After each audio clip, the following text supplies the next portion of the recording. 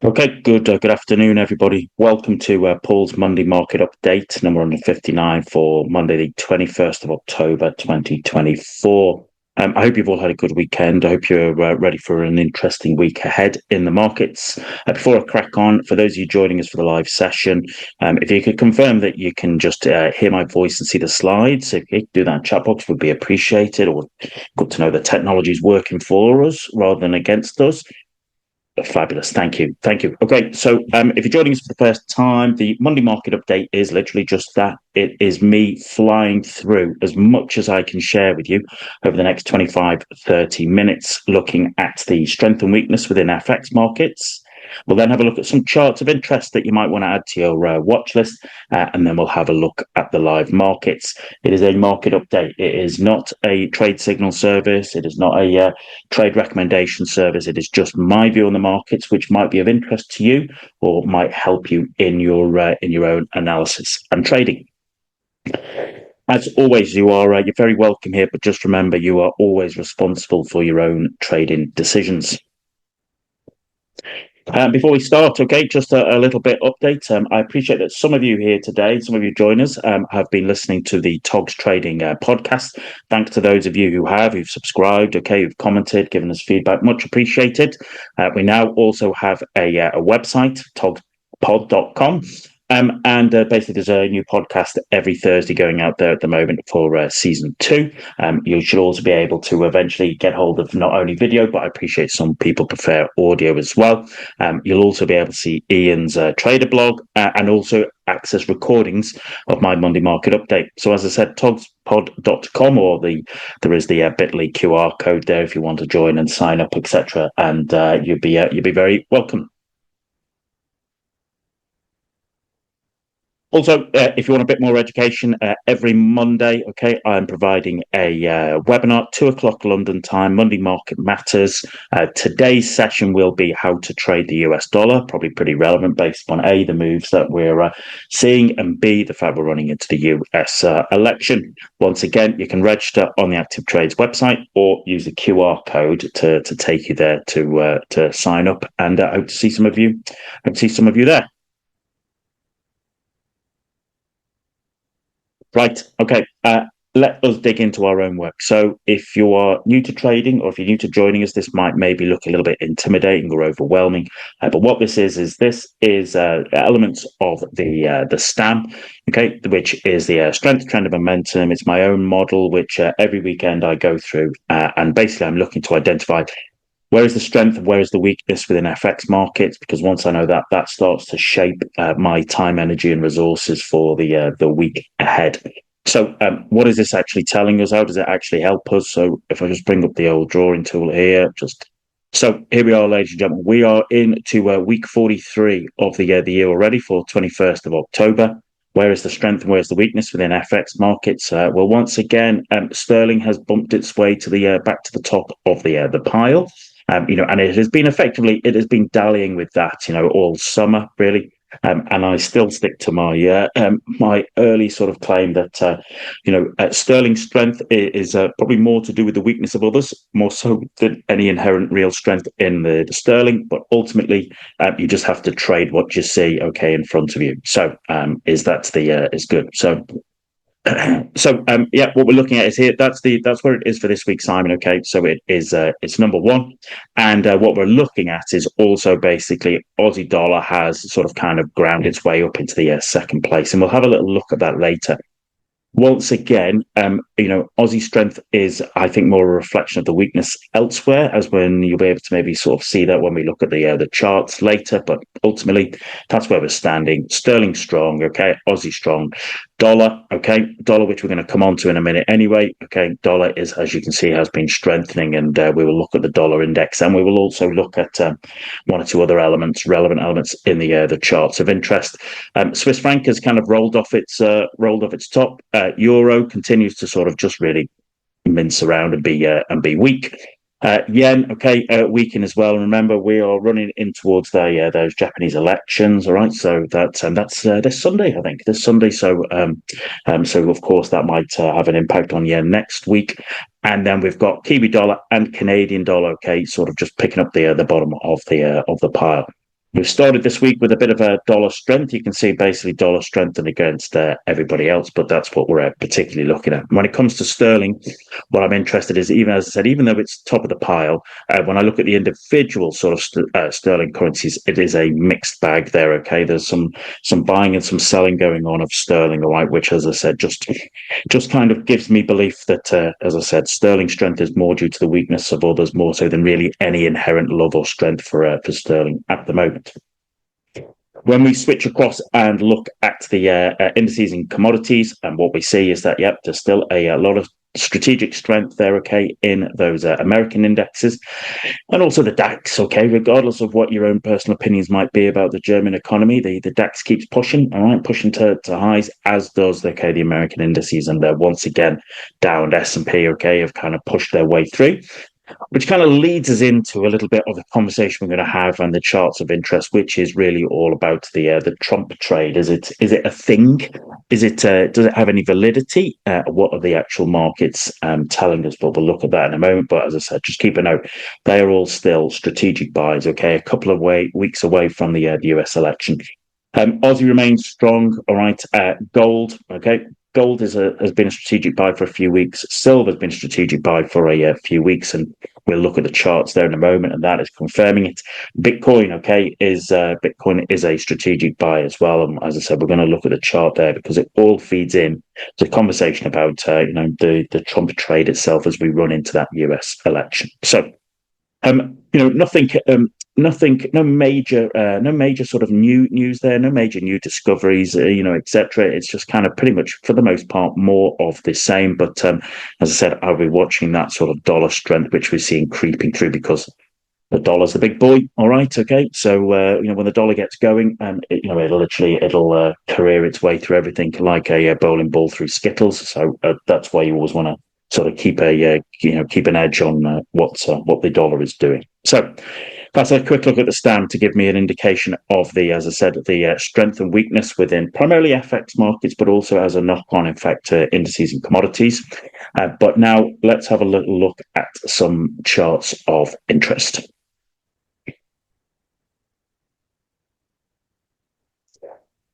Okay, so charts of interest are literally that. All right, so we just normally 3 or 4 charts of interest of something that is either going on in the world we want to take a look at, or maybe running into earnings, or just a chart that we can learn from. Okay, I don't consider myself an equity specialist, but listen, we're traders. We love to look at charts. There's always something we can learn, always something we can take on board from that. So, as I said, there has been a lot of enthusiasm over the last week or so, really, for the re-emergence of the Trump trade, and part of this is to do with what we have seen going on what we've seen going on in the US election campaign, and also the kind of basically markets making a decision.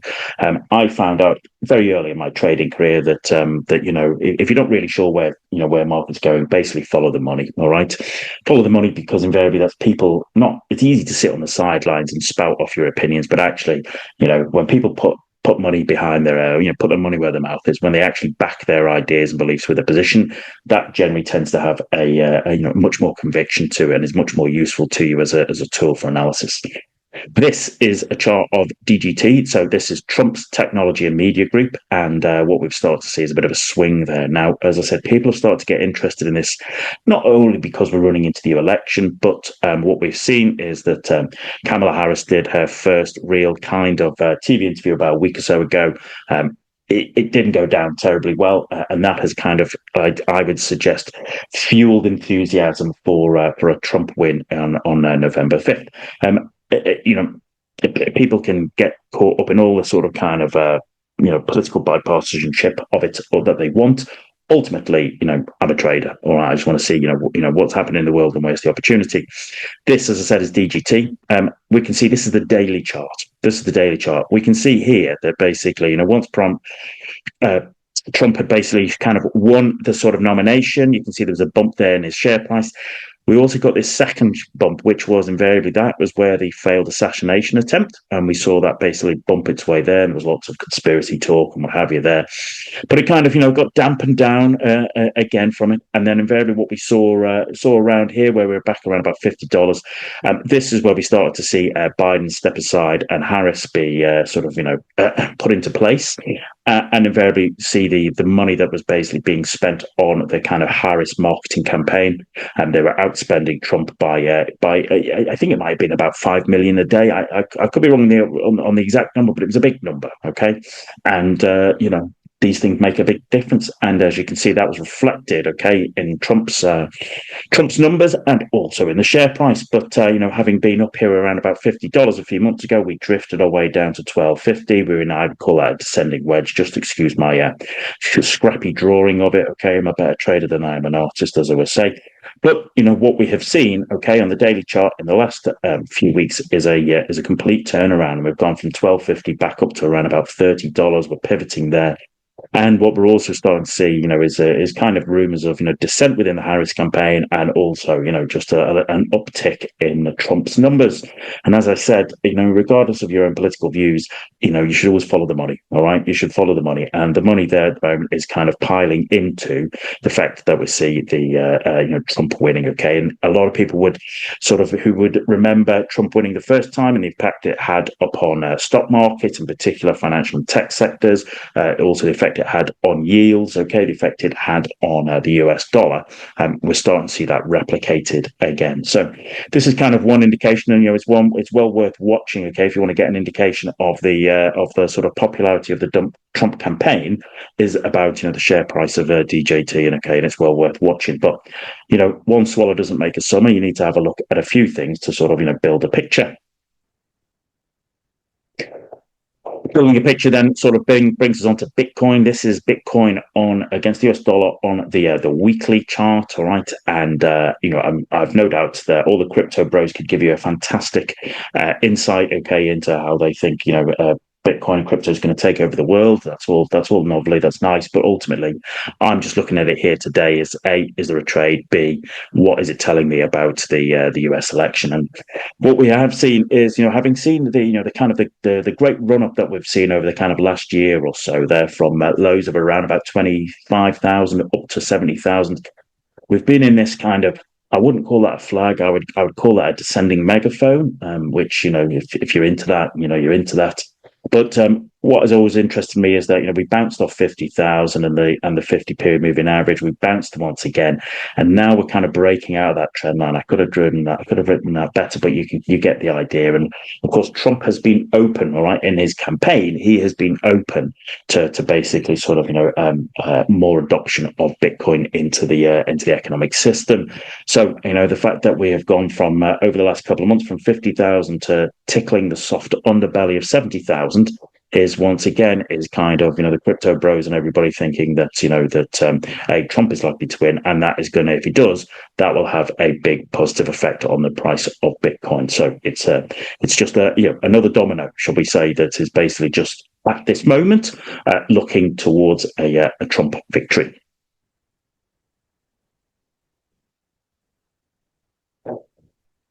And then we have one of the other charts. This is the monthly chart, monthly chart of the US dollar against the Mexican peso. Why have I gone for the monthly chart? Well, there's a couple of reasons. One, dollar peso, dollar mex has been a great indication of the last couple of US elections. Also, an indication of the basically the Trump rhetoric. Trump is he's all pro MAGA. He basically he's talking about huge tariffs for companies that build factories outside of the US or try to sort of export into the US, as opposed to helping American companies who were building factories in the US. What we've got here, 2015, 2016, that was the run we had, in terms of the first Trump election, and how we saw dollar strengthen and peso weaken. And then we really went into and this is the monthly chart, and we went into kind of just really a tightening triangle. And as we see, we keep pivoting around about this 20 pesos to the dollar. We then had another bump out there, okay, in the look in the run up to the to that election, okay, 2020 election. But of course, what we've seen there, okay, is with the results we saw effectively from here being up at 25. We've actually drifted all our way down, right back down towards 16 pesos, okay, 16 and a half pesos.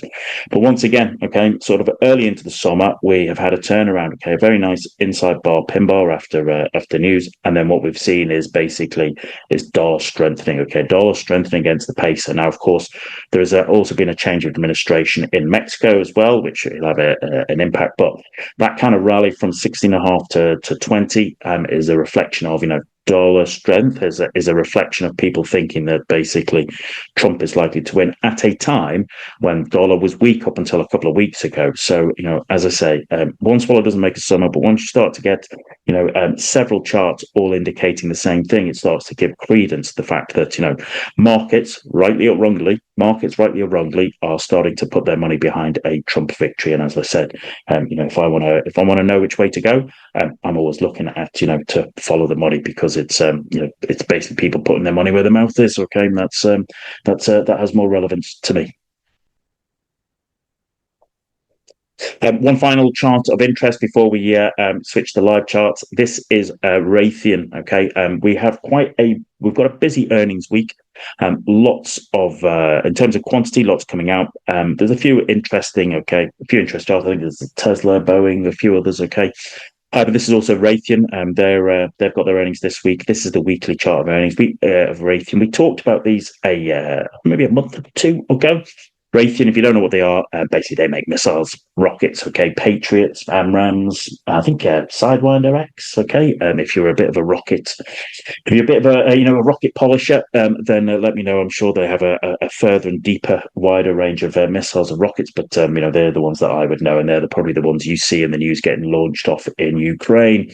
And as what you're seeing here is that reflection from October last year. This is the weekly chart, having been in a kind of a range between $80 and $100 for a good part of these years. Okay, and that in itself was trading. What we saw is basically effectively bear squeeze there, and it's been in a fantastic trend, and we've gone from lows of around about 70 up to 120. And I think this is when we spoke about it a couple of months ago, was because what had been found out is that they have to put aside, I think it's about $1 billion for fines, because it turned out that they were, not only are they the West's major missile manufacturer, but it turned out that they were also selling technology to the Chinese, playing both sides of the field. But when you have a monopoly as the world's big missile maker, and the fact that everybody needs missiles because they're all getting used up in Ukraine, you are an ability to get away. And I said, they have to pay fines, and what impact would that have on the share price?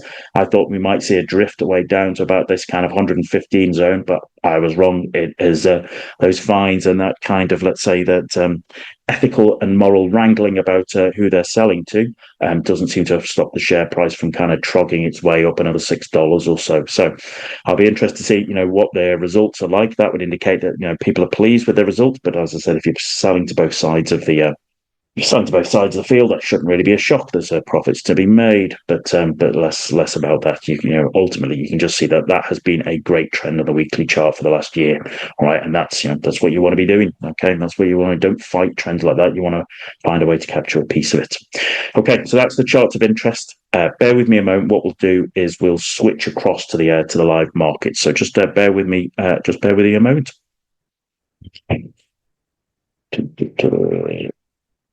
Right.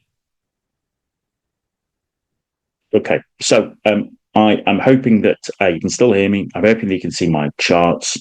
What is this? This is just a profile with mostly my kind of indices. So Dow, NASDAQ, S&P 500, Russell, FTSE 100, Nikkei, DAX, and oil. Okay. So what we're looking for last week, we talked about how, we're still in a trend. B, we had these kind of real big momentum pin bars, and last week we followed through to highs, did exactly the same on the S&P, followed through weekly close to highs, and we'd had the same thing. Russell here, okay, we had a nice pin bar support at kind of the sort of 2200 level, and last week we kind of bounced up nicely, and we're starting to work our way back up to those kind of recent highs. Even NASDAQ, which has been trailing the other boys, continued to have a bullish week. All right, is a little bit of a bullish close, maybe a bit of indecision, but ultimately it's still following its friends, as was the DAX. Okay, you can see the DAX, regardless of what we you might be seeing and reading and thinking about the German economy, the sort of the DAX continues to work its way up to new highs and stuff, etc. So whether that is telling us the real story or whether that's just more an indication of how really we're all just moving towards one big global index that just follows each other. You can be you're making monies and make your bets and stuff accordingly. A bit closer to home, all right, a bit closer to home. What we have is the is FTSE, and as you've heard me say quite a bit, we've just kind of mostly gone sideways. I know last week was good, but that was mostly to do with the CPI numbers, okay, which we'll look at in a moment, the effect that had on sterling. But ultimately, we're going sideways, and I think we still go sideways until a week Wednesday, okay, when we've got Rachel Thieves and her first budget as Chancellor. And then I think people will start to make decisions there, okay. On one side of the street, you're hearing terrible tales about what they intend to do with things like capital gains tax, and on the other side of the street, you're hearing how they're going to roll back on their draconian ideas, etc. We'll all have to wait and see. But as you can probably imagine, the FTSE's really not interested in doing anything until we get some kind of clarity on what that kind of government's going to look like. So when we look at a couple of the commodities, we've looked at Bitcoin. Oil has continued to sort of fall its way back down to 68. What we're probably more interested in is gold. So gold here, this is the weekly chart. You can see just working its way up. The other week before last, we had having pushed new highs, we had a little bit of a pullback, okay, and it wasn't much of a pullback, okay, and we're already very much extended away from the moving averages, okay, which always starts to get me a little nervous, but is an indication of the strength in gold that we just had a very shallow pullback before we kind of rallied much harder. And on the daily chart, that was it. We kind of rallied. We came back to the daily 20, which has acted as really great support, okay, and we basically found support again, and we've just once again rallied away. And even this morning, we are continuing to and stuff. And so there's lots of reasons, lots of going on for that. But once again, that is, that's a very clear uptrend. Why would you fight it? Okay. If you're new to trading, what you want to do is just find new trends and find a way to capture a piece of it. You're not going to capture the exact top and the exact bottom, but you shouldn't be trying to. You just need to capture a piece of those trends. And that is a gold trend, and you wouldn't want to be fighting that. You're talking about strong trends. Silver has decided to join the party as well. This is silver on a weekly chart. Now, I'm wrong often here, and I'm always happy to admit it. But, as a learning point, I thought that here once we'd put a peak here, then a lower high, then another lower high, and then once we came down to 28, I thought we might actually sort of drift our way back down to about 26 into the 50, okay, into this kind of area here. Clearly, the silver market wasn't interested in doing that, and we had that week there. Okay, that's a real, almost like a bear squeeze. Okay. And we punched our way higher, back up above 30, okay, which has been historically a strong resistance number. And then we've continued, okay, went higher and came back, and then we found support, okay. We flipped 30 from resistance to support, and then last week we just continued there in that really super strong run there, isn't it? That is just actually, just a fabulous move, and you can see yourself there on the daily chart having looked like what it was, kind of a bit of a double top, a bit of a false breakout at 30 and fell away, and that in itself is a very good tactical short. But the long dominant trend is still replacing, and once you're back up above that daily 20, you've got to start thinking about us moving towards those highs, and that's what we've done, and we're punching our way through there. Okay, so definitely want to keep on your watch list and to see how that plays out. So that's gold and silver, and let's have a look at dollar. And if we've got time, we'll quickly look at maybe Aussie CAD and sterling. We always finish on sterling, but we'll see how we're doing for time. Okay, I try not to overrun, but I invariably always do, because there's so much for me to share with you. Okay, so much going on as always. Right, come on. So this is my dollar profile. Let's have a look at the dollar index. So we talked earlier about the Trump trade, okay, and this is the weekly chart. Remember what I was saying about how dollar MEX on the monthly chart had been showing dollar strength, even at a time when the dollar index, had been weakening back down to that 100 level. But then, as we've spoken about here, okay, we double bottomed there, and we just banged our way up here. And now we're up at the weekly 50. Okay, we didn't close above it last week. Yeah, we've started above it this week, but it's Monday lunchtime. All right, there's a long way to go here. Okay, and I think we've got US data Thursday. Yeah, US data Thursday, kind of unemployment claims and PMIs. So, but you can't pretend that is not dollar strength. Okay, there is dollar strength there. Remember what I was saying on the stand? It was 8. It was bottom of the pile, and it's worked its way up to 3 now. And that's what we're seeing there, okay? And the daily chart, if you look at that, the daily chart going into October, having been spent most of September sat on 100, the big round number, getting squeezed, we've popped, and you can see that it's just been one-way traffic. We're up around the daily 200, we're up around 103.50, 103.60, okay? But when we look at the other, how it's doing against the other charts, we start to get an interest. So remember, this is dollar against Swiss franc, not massively dissimilar to the dollar index. Okay. Swiss franc has been top of the stand, and yet it's still weakened against the US dollar. That's telling you something about dollar strength, and also about how that Swiss weak strength was kind of, was pretty brittle.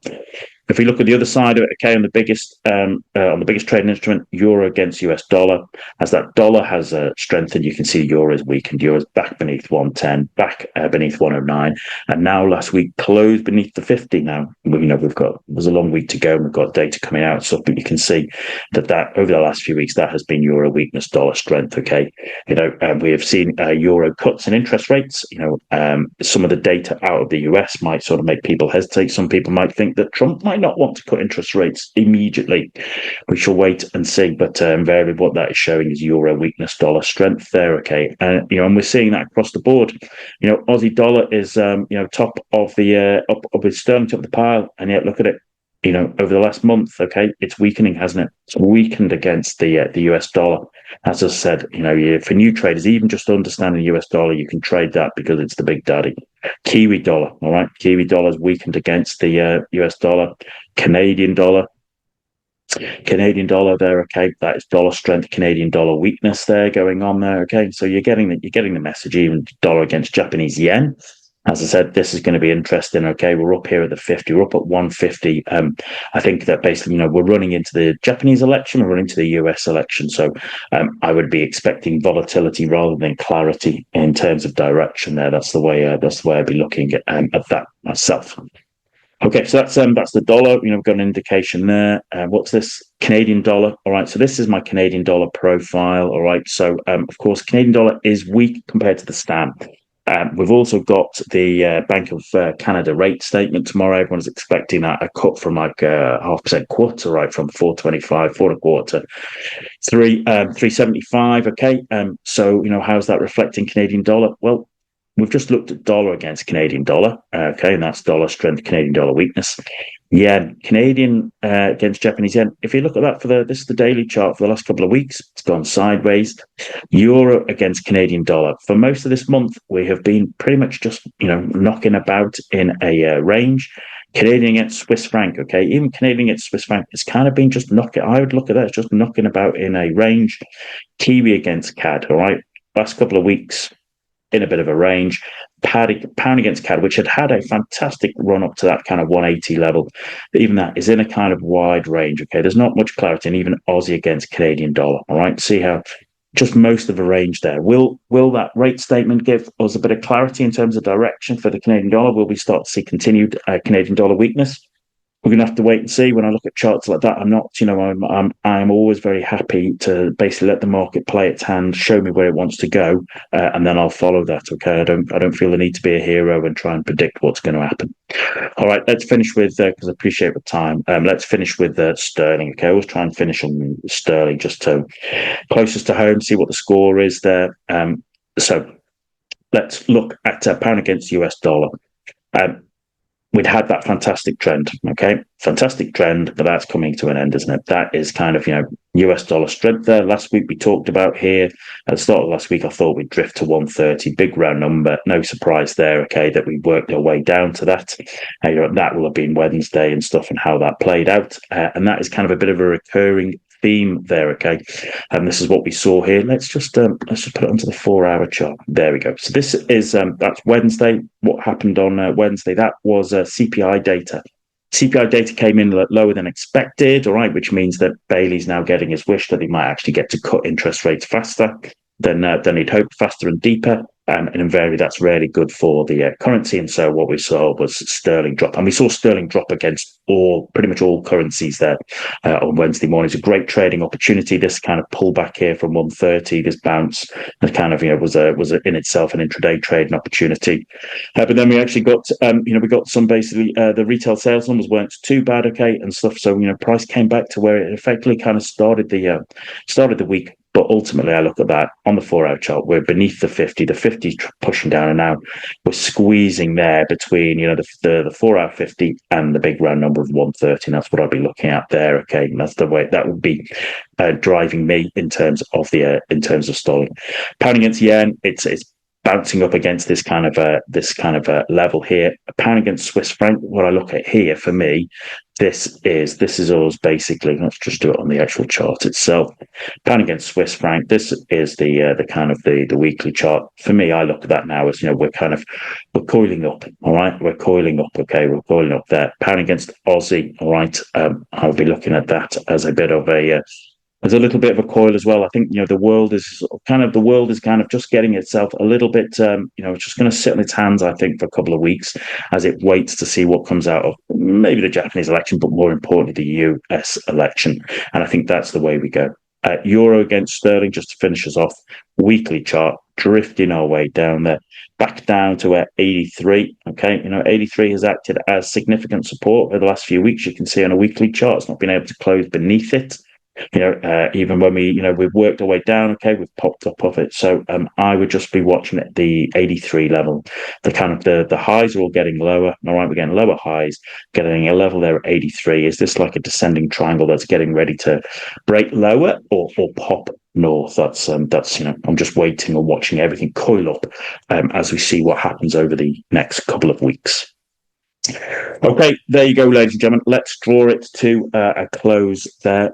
As always, I appreciate it's a race. All right, I'm trying to fit in as much as I possibly can in the sort of half an hour, but I hope you found that useful. I hope that's given you a bit of insight that you can take away and use in your own trading this week. For those of you on VTP, there won't be a stage 1 call this evening, I'm afraid, but there will be stage 2 call tomorrow. Okay, and we'll back that. For the rest of you, I hope you have a fabulous trading week. As always, manage risk accordingly, keep your powder dry for the best opportunities, and I will see you in a week's time. Take care and trade well, everybody. Cheers.